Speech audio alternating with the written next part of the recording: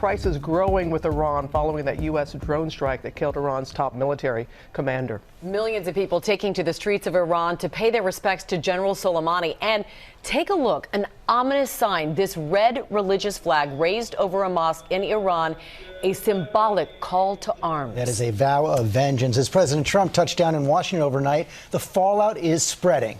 Iran has announced they will no longer honor the 2015 nuclear agreement. They're going to ramp up nuclear production. The Iraqi parliament voted to push U.S. troops out of that country, and President Trump is pushing back with threats of economic sanctions against Iraq and possible war crimes against Iran. All this as a terror group loyal to al-Qaeda killed 3 Americans on a military base in Kenya. So much. Our team is spread out from Washington to Iran. Martha Raddatz is there, starting us off with the latest. Good morning, Martha. Good morning, Robin. I have been in the midst of anti-American protests in Iran before, but nothing like this. A powerful combination of grief and anger with shouts of death to America echoing through the streets around us. This morning, mourners filling the streets of Iran's capital of Tehran for the funeral of General Soleimani, killed by that U.S. drone strike last week.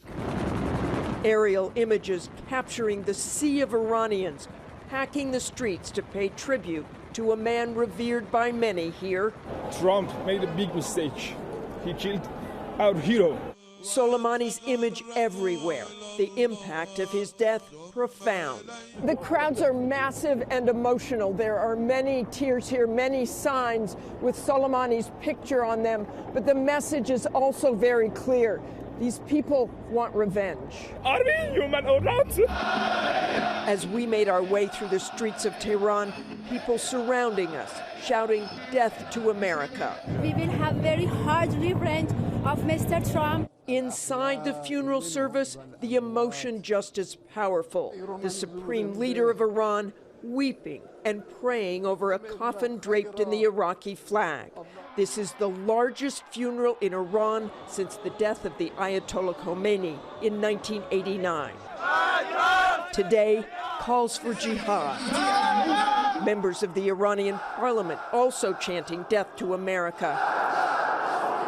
And a red flag symbolizing a declaration of war raised above an Iranian mosque on Saturday. Soleimani's replacement as head of the Quds force calling for revenge. The leader of Iranian-backed Hezbollah saying American soldiers and officers will be going home in coffins. And Soleimani's own daughter making a televised plea with Hezbollah to take revenge for the blood of her father. This morning, the Iranian government announcing they're suspending commitments to the 2015 nuclear deal, abandoning limits on enriching uranium and stockpiling nuclear fuel. This as Iraq has now voted to expel all American troops and submitting a complaint against the U.S. for violation of sovereignty to the United Nations.